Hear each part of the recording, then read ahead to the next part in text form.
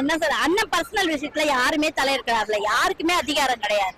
அது அவருடைய சொந்த பிரச்சனை. கட்சி விஷயமா எதிர்க்குங்க, நாங்க எதிர்க்கிறோம்.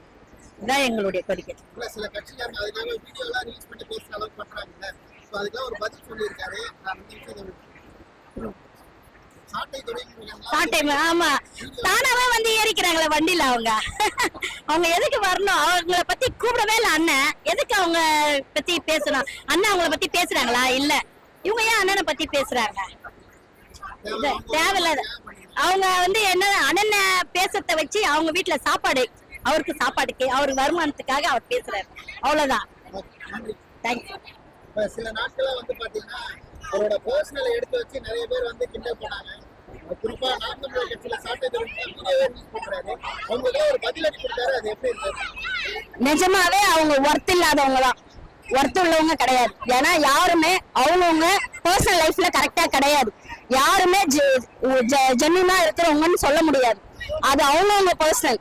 அதுல வந்து இவங்க தலையிடுறதுக்கு இவங்கெல்லாம் ஒர்த் இல்லாதவங்க தான்.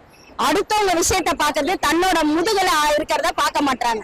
அதனாலதான் அது வந்து ஒர்த் இல்லாதவங்க. கரெக்டான பதிலடி கொடுத்திருக்காரு. நீங்க எதுவுமே அவங்களை கேட்கலனாலும் பேசலனாலும் அவங்களே வந்து உங்களை பத்தி பேசுறாங்களா? அதை பத்தி என்ன நினைக்கிறீங்க? பேசட்டும், அவங்களுக்கும் டைம் ஓடணும் இல்லையா? டைம் பாஸ் ஆகணும்ல. அவங்களும் நானும் இருக்கிறேன்ட்டு அவங்களும் இவரை வச்சுதானே அவங்களும் இது பண்ணிக்க முடியும். நன்றி. தேங்க்யூ. கொஞ்ச நாளா வந்து தலைவர் பர்சனல் பத்தி நிறைய பேர் பேசுறாங்க. நாம் தமிழர் கட்சியில வந்து வீடியோலாம் ரிலீஸ் பண்ணி அவங்களுக்கு பதிலடி கொடுக்குற மாதிரி கடைசியா அவங்க சொல்லியிருந்தாரு. அதை பார்க்கும்போது எப்படி இருக்கு? அது வந்து அவரோட தனிப்பட்ட விஷயம். நமக்கு அரசியலுக்கு வந்து நல்லது செய்யறவங்க யாரா இருந்தாலும் அவர் கண்டிப்பா வரவேற்கணும். நாங்க எல்லாருமே வந்து அவர் கண்டிப்பா வரவேற்கிறோம். சரிங்களா? கண்டிப்பா அவர் ஜெயிப்பார்ன்ற நம்பிக்கை எங்க எல்லாருக்குமே இருக்குது. கண்டிப்பா ஜெயிப்பாரு. நீங்க தமிழக வெற்றி கழகம் வந்து நாம் தமிழரை பேசுனாலும் கண்டுக்கலனாலும் அவங்க தொடர்ச்சி அவங்களை பத்தி பேசிட்டே வராங்கல்ல, அதை பத்தி என்ன? நாங்க அதை கண்டுக்கல. அத காதுல நாங்க வாங்கல. அவங்க ஏன் பேசுறாங்க?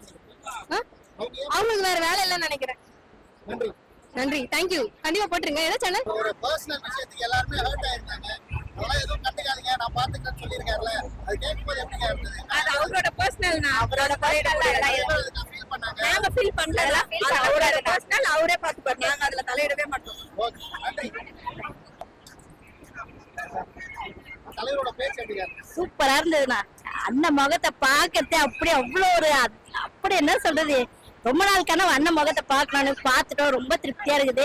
அண்ணன் தான் 26ல வரணும், வருவாரு. அதுதான் எங்களுடைய ஆசையா. அதுதான். ஏன்னா பெண்களுக்கு பாதுகாப்புன்றது வந்து அண்ணன் ஆட்சிக்கு வந்த பிறகுதான் அது முக்கியமா கிடைக்குமே. ஏன்னா இப்ப பாருங்க, அந்த இது